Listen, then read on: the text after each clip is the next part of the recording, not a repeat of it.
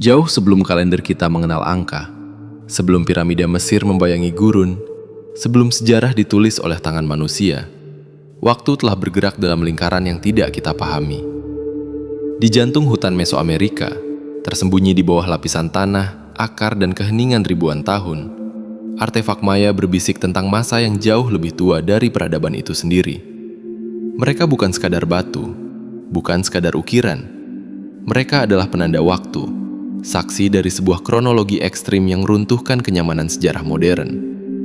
Bayangkan sebuah dunia ketika langit dianggap hidup, ketika bintang adalah jam kosmik, ketika para pendeta membaca masa depan dari bayangan matahari. Dalam timeline ini, manusia tidak berdiri sendirian. Ada guru, ada pengamat, ada kekuatan yang mengajari, lalu menghilang. Pertanyaannya sederhana namun berbahaya. Bagaimana bangsa yang secara resmi hidup tanpa logam, tanpa roda, dan tanpa teleskop, mampu mencatat gerak planet dengan presisi yang masih membuat ilmuwan terdiam? Artefak Maya bukan peninggalan bisu. Mereka adalah tantangan. Mereka menunggu kita cukup berani untuk mendengar. Dan di titik inilah kisah ini dimulai, di antara fakta, mitos, dan rahasia yang belum ingin terungkap, oleh waktu, oleh batu, oleh ingatan dunia kuno. Peradaban Maya bukanlah mitos tanpa akar. Ia berdiri kokoh di atas fondasi sejarah yang dapat digali, diukur, dan diperdebatkan. Dari sekitar 2000 sebelum Masehi hingga abad ke-10 Masehi, bangsa ini membangun kota-kota batu raksasa di tengah hutan tropis. Tikal, Calakmul, Palengke, Kopan. Tanpa besi, tanpa roda untuk transportasi, tanpa hewan penarik. Namun dengan presisi yang hampir tidak masuk akal. Ilmu pengetahuan modern mengakui satu hal yang tak terbantahkan. Sistem kalender Maya adalah salah satu yang paling kompleks dalam sejarah manusia. Mereka menggunakan Tzolk'in, Hub, dan yang paling mengganggu, long count.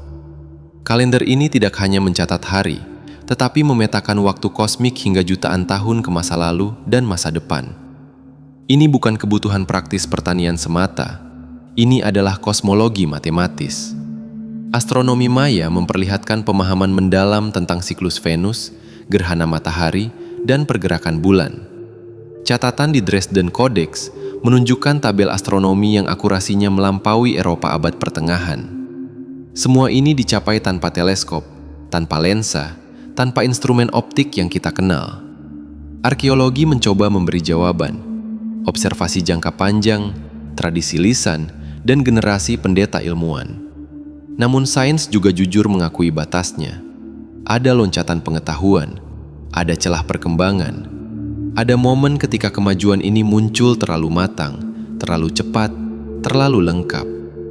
Disinilah artefak Maya menjadi pusat perdebatan. Mereka berdiri di antara data dan dugaan, antara metode ilmiah dan pertanyaan yang belum memiliki kerangka jawaban.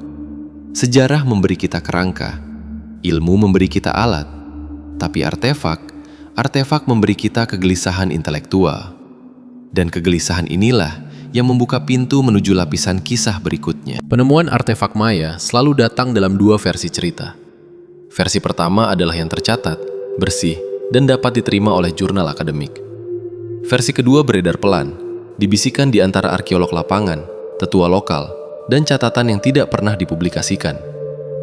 Versi resmi dimulai pada akhir abad ke-19 dan awal abad ke-20, ketika ekspedisi Eropa dan Amerika menembus hutan Guatemala dan Meksiko Selatan. Mereka menemukan stela batu penuh glif, piringan kalender, dan ukiran kosmik yang tertimbun akar pohon raksasa. Artefak ini dianggap sebagai catatan ritual, simbol keagamaan, dan perayaan raja. Semuanya masuk akal, semuanya dapat diklasifikasikan. Namun versi kedua jauh lebih gelap. Dalam versi ini, beberapa artefak ditemukan terlalu dalam, berada di lapisan tanah yang seharusnya lebih tua dari usia peradaban Maya itu sendiri. Ada lempengan batu dengan simbol astronomi yang tidak cocok dengan gaya periode manapun. Ada fragmen kristal dan obsidian yang dipotong dengan sudut presisi aneh, seakan mengikuti rasio matematis, bukan estetika seni. Beberapa laporan awal menyebut artefak yang dipindahkan sebelum dokumentasi lengkap dilakukan. Ada yang hilang dalam perjalanan ke museum. Ada yang dikunci dalam arsip nasional dan tidak pernah dipamerkan. Alasan resminya sulit diverifikasi. Alasan tidak resminya terlalu problematik. Dua versi ini berjalan paralel. Yang satu menguatkan sejarah yang kita kenal, yang lain mengganggu fondasinya. Pertanyaannya bukan lagi apakah artefak itu ada. Pertanyaannya adalah, siapa yang pertama kali membuatnya dan untuk tujuan apa? Ketika satu artefak tidak cocok dengan kronologi, ia menjadi anomali. Ketika jumlahnya bertambah, ia berubah menjadi pesan. Dan pesan itu mulai membentuk pola yang menolak untuk diabaikan. Untuk memahami artefak Maya, kita harus memahami siapa yang diyakini berbicara melalui batu-batu itu. Dalam kosmologi Maya, dunia tidak pernah kosong. Ia dihuni oleh dewa, penjaga arah mata angin, dan entitas langit yang turun naik melalui poros kosmik. Namun di balik nama-nama ritual itu, muncul sosok yang paling sering kembali dalam glif dan mitos. Kukulkan, ular berbulu, penguasa angin, penghubung langit dan bumi. Secara resmi, Kukulkan dipahami sebagai dewa kebudayaan, pembawa pengetahuan, paralel dengan Quetzalcoatl di dunia Aztec. Ia mengajarkan kalender, hukum, dan tatanan kosmos. Namun di antara para peneliti alternatif, Kukulkan bukan sekadar simbol. Ia adalah representasi dari guru awal, entitas non-manusia atau manusia prasejarah yang membawa loncatan pengetahuan ke dunia maya. Disinilah teori mulai bercabang. Teori pertama menyatakan bahwa bangsa Maya mewarisi sisa-sisa peradaban yang lebih tua, mungkin dari era prabanjir besar, sebuah peradaban global yang runtuh dan meninggalkan fragmen ilmu. Artefak Maya hanyalah adaptasi lokal dari warisan itu. Teori kedua melangkah lebih jauh. Pengetahuan ini bukan warisan, melainkan intervensi. Pengamat dari langit, pengajar dari luar bumi. Seperti Anunnaki dalam mitologi Sumeria, entitas ini hadir, membimbing, lalu pergi. Artefak tertentu, terutama relief yang menggambarkan figur bertopi, duduk di mesin kosmik, atau dikelilingi simbol energi, menjadi bahan bakar teori ini. Apakah ini hanya metafora ritual, atau visualisasi dari teknologi yang tidak dipahami? Ada pula teori ketiga, yang paling sunyi namun paling mengganggu, bahwa entitas tersebut bukan datang dari luar angkasa, melainkan dari masa lalu. Manusia maju yang hidup sebelum siklus kehancuran global, yang bertahan dan muncul kembali sebagai dewa bagi generasi berikutnya. 3 teori, 3 kemungkinan, dan artefak Maya berdiri di tengahnya, tidak memilih, tidak menjelaskan, hanya merekam. Seakan sengaja diciptakan untuk diuji oleh pikiran kita yang modern. Apakah kita akan melihatnya sebagai simbol atau sebagai kesaksian? Menurut naskah Popol Vuh, dunia tidak lahir sekali. Ia dicoba, diperbaiki, dihancurkan, lalu dicoba kembali. Sebelum manusia dari daging dan darah berjalan di bawah matahari, ada versi-versi gagal, makhluk dari lumpur yang runtuh, manusia kayu yang berbicara tanpa jiwa.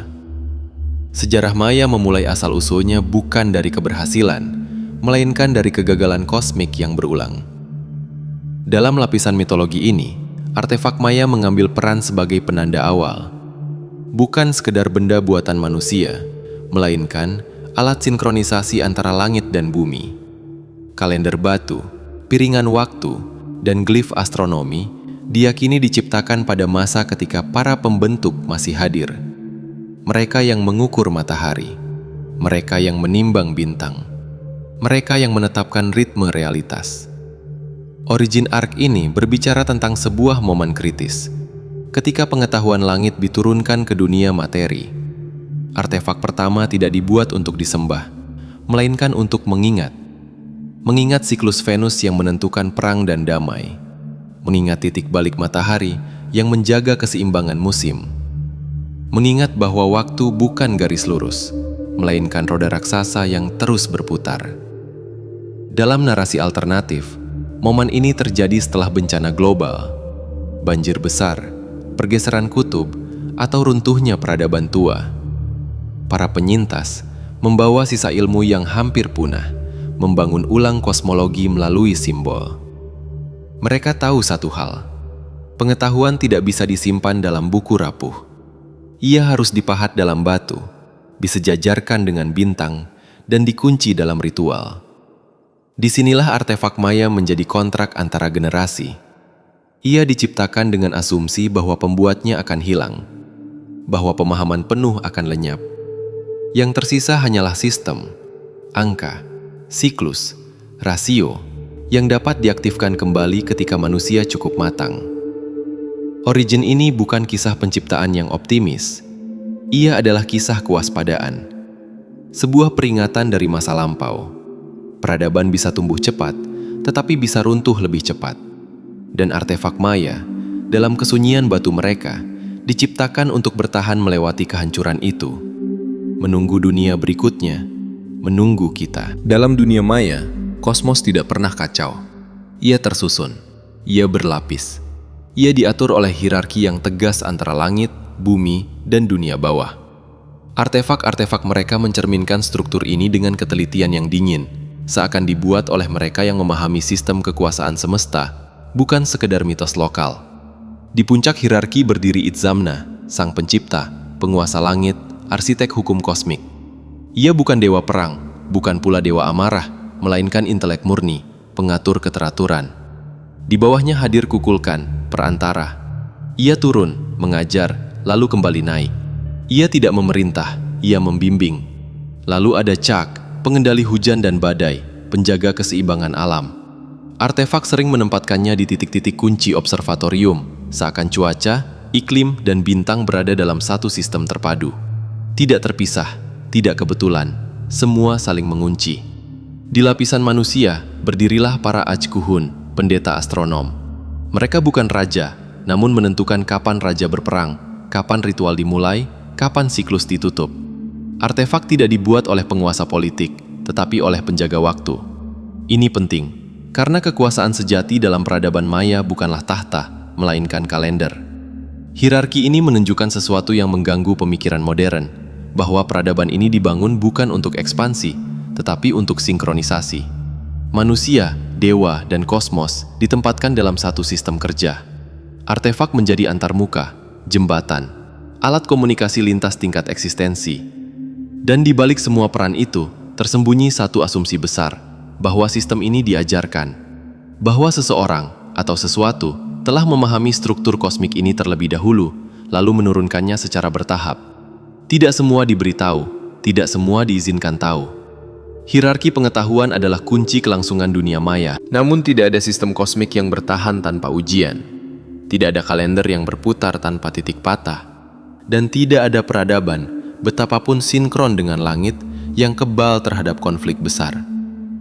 Artefak maya menyimpan jejak tentang sebuah masa krisis.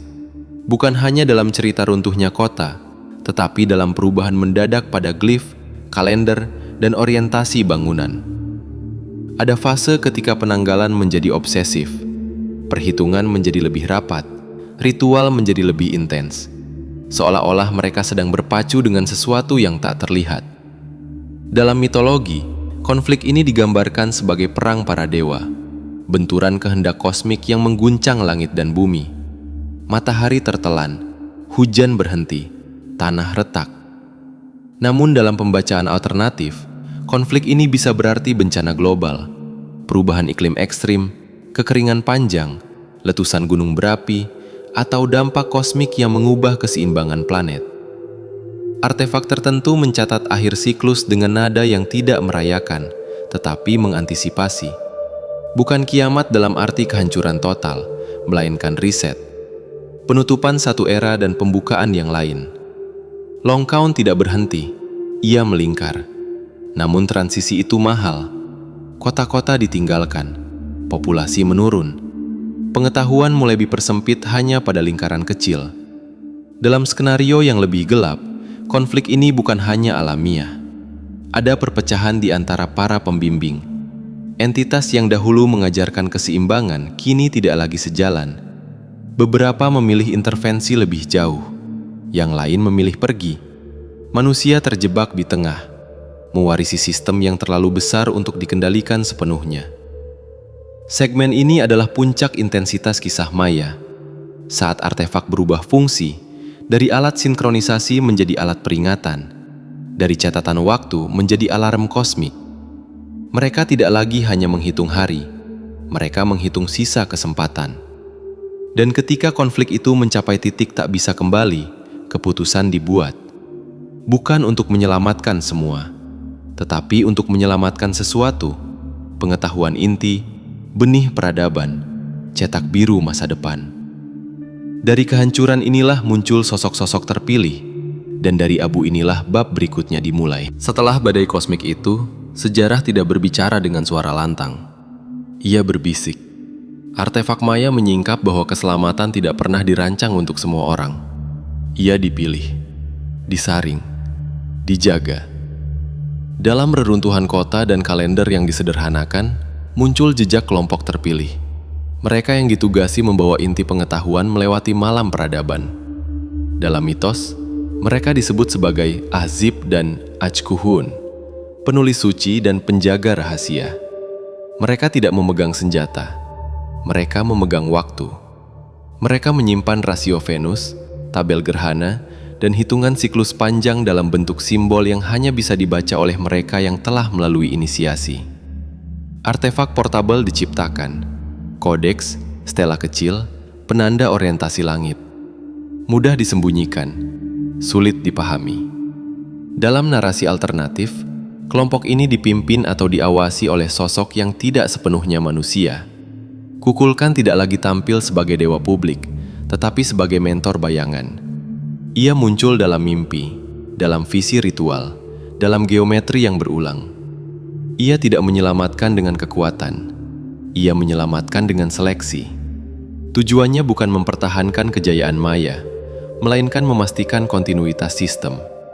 Agar ketika dunia stabil kembali, ketika generasi baru muncul tanpa ingatan bencana, masih ada benang merah yang menghubungkan mereka dengan langit. Pengetahuan diperkecil, disandikan, dan dilapisi mitos agar tidak disalahgunakan. Keselamatan dalam kerangka ini bukan pelarian dari kehancuran. Ia adalah transfer, pemindahan api kecil dari satu siklus ke siklus berikutnya. Artefak menjadi kapsul waktu. Kelompok terpilih menjadi penjaga senyap. Dan dunia dibiarkan runtuh agar bisa dilahirkan kembali dengan cara yang berbeda. Ketika debu kehancuran mengendap, tidak ada pengumuman kebangkitan.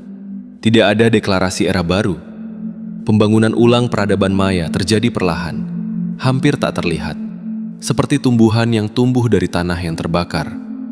Artefak pada fase ini berubah bentuk, lebih sederhana, lebih simbolik, namun tetap setia pada struktur kosmik yang lama. Kota-kota besar tidak dibangun kembali dengan skala sebelumnya. Sebaliknya, pusat-pusat kecil bermunculan, masing-masing diselaraskan dengan matahari, Venus, dan titik balik langit tertentu. Pengetahuan inti masih ada, tetapi kini tersebar, terfragmentasi, dan disengaja untuk tidak terkonsentrasi. Kesalahan lama tidak ingin diulang. Para penjaga waktu mengajarkan kalender bukan sebagai alat kekuasaan, melainkan sebagai alat harmoni. Ritual difokuskan pada keseimbangan musim, bukan dominasi wilayah. Artefak berfungsi sebagai jangkar ingatan, pengingat bahwa dunia pernah runtuh karena ketidakseimbangan antara pengetahuan dan kebijaksanaan. Dalam lapisan terdalam narasi, pembangunan ulang ini bukan sekedar respons terhadap bencana lokal. Ia adalah adaptasi terhadap dunia baru yang lebih rapuh. Iklim berubah, langit tidak sepenuhnya sama. Siklus-siklus harus disesuaikan. Artefak lama direvisi, bukan ditinggalkan. Ini menunjukkan fleksibilitas intelektual yang jarang diakui dalam sejarah kuno. Namun ada harga yang dibayar. Dengan penyederhanaan datanglah hilangnya pemahaman penuh. Generasi baru menggunakan sistem tanpa mengetahui asal-usulnya. Kalender tetap berjalan, tetapi makna terdalamnya mulai memudar. Artefak masih dihormati, tetapi tidak lagi sepenuhnya dimengerti. Dan disinilah ironi besar muncul. Peradaban berhasil bertahan, tetapi pengetahuan puncaknya justru menghilang dalam proses penyelamatan. Apa yang tersisa bukanlah kejayaan, melainkan kerangka.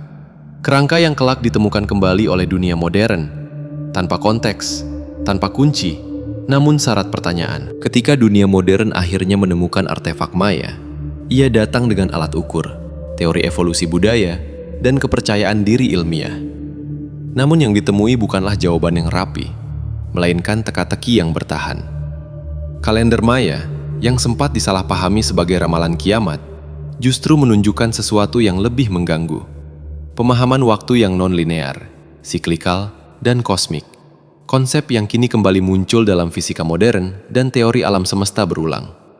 Arsitektur maya yang selaras dengan titik balik matahari dan siklus Venus kini dipelajari ulang menggunakan astronomi presisi. Hasilnya sering mengejutkan. Keselarasan itu bukan kebetulan. Ia terlalu konsisten, terlalu akurat. Artefak-artefak tersebut berfungsi seperti instrumen pasif, tanpa bergerak, tanpa listrik, namun mampu menyimpan dan mentransmisikan data lintas generasi.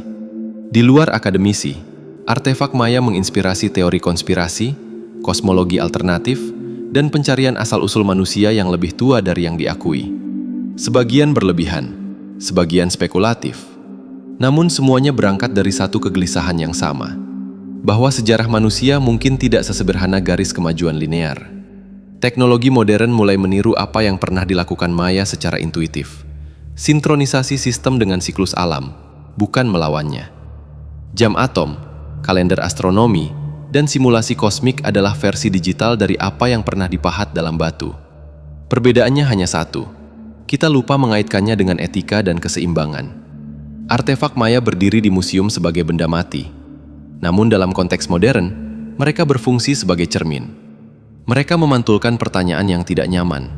Jika peradaban kuno bisa mencapai pemahaman sedalam ini dan tetap runtuh, apa yang membuat kita yakin bahwa kita berbeda? Artefak maya tidak pernah dimaksudkan untuk menjelaskan segalanya. Mereka diciptakan untuk bertahan, bukan untuk berbicara terang-terangan. Batu-batu itu diam, namun diamnya berat, dipenuhi perhitungan, ingatan, dan peringatan. Di ujung kisah ini, kita tidak diberi kesimpulan, hanya posisi. Kita berdiri di antara apa yang bisa dibuktikan dan apa yang hanya bisa dirasakan. Di antara sejarah yang disusun rapi dan mitologi yang sengaja disamarkan. Artefak maya menantang kita bukan dengan klaim, melainkan dengan konsistensi yang mustahil diabaikan. Mungkin tidak pernah ada dewa yang turun dari langit. Mungkin tidak pernah ada peradaban global yang hilang. Atau mungkin, kebenaran terlalu besar untuk disimpan dalam satu narasi. Yang pasti, artefak itu ada. Mereka selaras dengan bintang. Mereka bertahan melewati kehancuran. Dan mereka ditemukan tepat ketika dunia modern kembali mempertanyakan arah, waktu, dan masa depannya sendiri. Jika peradaban adalah siklus, maka artefak maya bukan peninggalan masa lalu. Mereka adalah pesan yang datang terlalu awal atau terlalu tepat. Dan pertanyaan terakhirnya bukan tentang mereka, melainkan tentang kita. Apakah kita sedang membaca sejarah atau sedang mengulanginya?